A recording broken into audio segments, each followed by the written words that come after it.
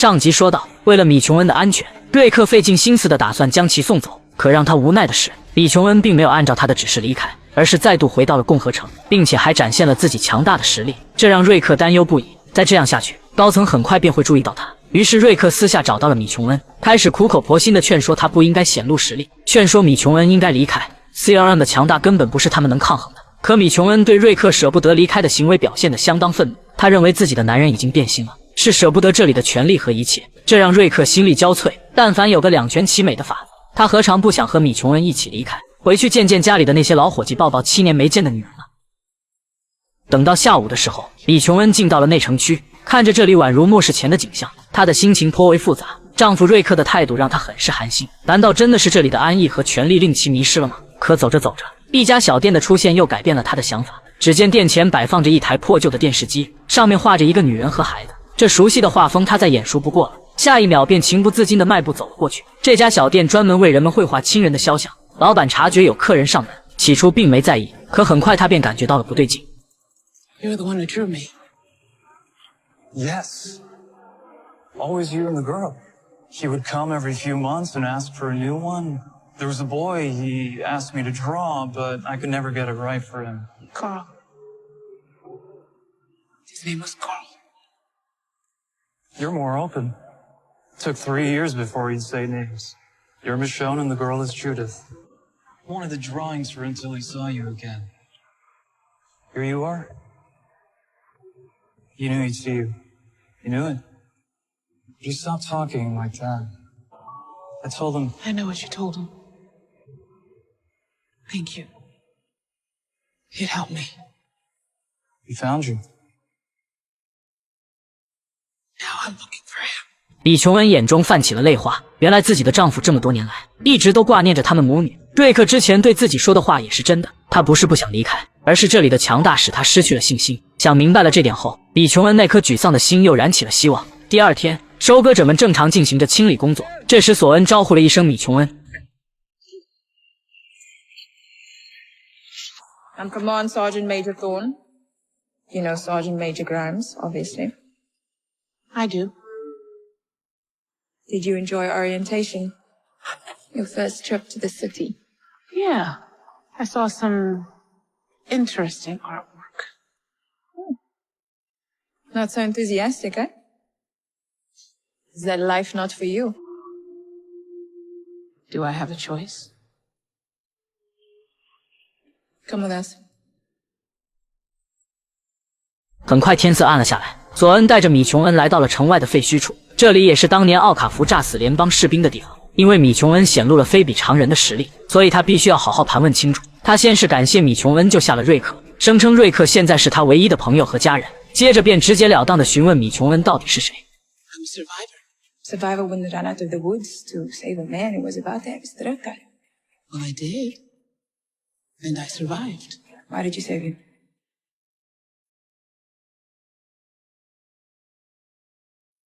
It didn't seem What? It didn't seem right.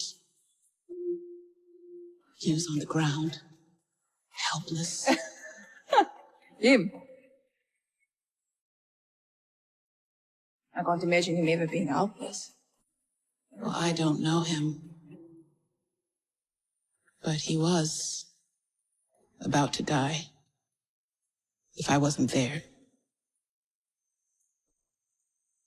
I don't want to see anyone get killed. Especially anyone that seems helpless. 李琼恩给出的这个理由很合理，让索恩一时找不到有什么不对的地方。随即他话锋一转，严肃地说道：“你虽然怀揣着秘密，但我还是带你进来了。我能看出来你是一个领导者，也就是我们所说的 A 人。这类人要么乖乖地替军队做事，要么就会被悄悄处理掉。因为你一旦被允许进入内城生活，你不会安心地去工作种地或者经商，只会一心想着去寻找秘密。”他一边说着，手里的小动作也没停。只要他觉得米琼恩是个威胁，就会毫不犹豫地出手。见此情形，瑞克下意识地也拔出了手枪，他可不允许让任何人伤害到米琼恩。索恩继续说道：“一旦人们知道了这里发生了什么，就会忍不住自己的好奇心，会拼了命地追随内心难以名状的直觉去发掘。可假如我告诉你，想要知道那些秘密和答案的话，还有另外一种方法，你愿意接受吗？” You would give me the answers. The chance very few get. Very few in the entirety of this force. Very few in the world. I would say yes. 听到米琼恩的回答，索恩死死地盯着他。这一刻，他在犹豫要不要冒着风险招揽米琼恩。Sergeant Major, this consignee will be joining us for clearing operations at Cascadia Base. Ensure she's properly equipped. Provisional BDU. Weapons? Kill stick only. You can return to the vehicle. Consignee with you. 看样子索恩并没有完全的放下对米琼恩的戒备，让他加入卡斯卡德的清理行动才是对他的真正考验。如果那时候米琼恩不能做到绝对的服从，那他就将其除掉。等米琼恩走后，索恩紧绷的状态才稍稍缓和了下来。在刚刚的对峙中，他能感觉到米琼恩气场的强大，自己完全是处于下风。相较于奥卡福，他差的可不是一星半点。You drew your sidearm. You drew your knife. I was ready to back you up, and she's not running for the river. You can bring her along. I am not going to be responsible for a vulnerability. I know it all now. I see why we are out here doing this. I'm not Okafor. 索恩这话的意思很明显，他不会像奥卡福一样培养的人，在他眼中只要是威胁的存在，那他将不会手下留情。第二天，索恩亲自带队前往卡斯卡德，在飞机上，他向米琼恩介绍起了前沿基地的前身，表示之前是奥马哈的一所大学，往后会变成共和军的权力中心。除了前线的部队外，现在只有他们几个知道这个地方。2小时后，他们小队便赶到了前沿基地。索恩直接布置起了今天的任务，因为再过几天就是各大高层来此参加峰会的日子。可偏偏在这个关键时刻，基地周边的栅栏出现了缺口，导致有200多只丧尸正朝着缺口移动。所以在峰会召开之前，必须要把栅栏修补好，而这批丧尸也得需要他们清理掉。随即，他命令瑞克带着士兵把栅栏内的丧尸清理干净。他打算亲自把炸弹装置送到狮群中。至于米琼恩，则是被他安排在了后方，让他对没死透的丧尸进行补刀。布置完后，索恩便让众人准备行动。瑞克询问他为什么要亲自布置炸弹，他已经是高层了，根本就不需要上前线。但索恩却笑着表示，虽然自己不是很同意奥卡福的每个观点，但他作为领导，很多事情都亲力亲为，自己也要这么做。半小时后，行动开始了，大批的丧尸来到了栅栏处。More incoming blocking the way! We need to clear that now! 李琼恩见他这么费劲，便想着上前帮忙，可却换来了索恩的呵斥，让其待在后方善后，真是热脸贴了冷屁股。索恩还在吭哧瘪肚地推着炸弹车，可轮子陷在了坑里，无论他怎么用力，始终是出不来。Round everybody up. Put them toward the breach. They're occupied. Should have given the boss seat to a soldier. You bring up the ball and there's a gap!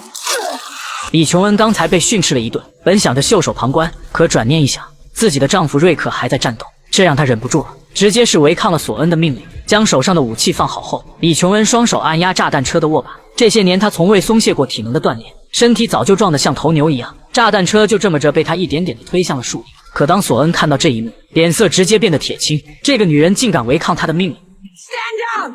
听着后面的呵斥声，李琼恩看都不看他一眼，直接是自顾自地推着炸弹车缓缓前行。他才懒得听什么狗屁命令，早点解决完这些丧尸不就行了吗？不得不提一句，共和国确实强大。先是研发了气动步枪，击杀丧尸节省了很多弹药，现在又制作出了这种推车炸弹，只不过就是太重了。渐渐米琼恩的速度慢了下来，就在他快要力竭的时候，突然感觉到了轻松，瑞克竟然跟了过来。这下好了，夫妻同心，其利断金。在俩人共同的努力下，炸弹直接被他们推到了狮群深处。见位置差不多后，瑞克按下了炸弹的启动装置，然后拉着米琼恩朝着远处躲去。炸弹车上那刺耳的警报声响彻了整片树林，树林中的丧尸听到声音纷纷调转了方向。瑞克拉着米琼恩一口气跑到了30米开外的地方，轰的一声巨响，大部分的丧尸全都被一波带走。而瑞克他俩还是闹别扭后第一次私下见面，俩人都含情脉脉地看向对方，接着便情不自禁地啃在了一起。我也是醉了。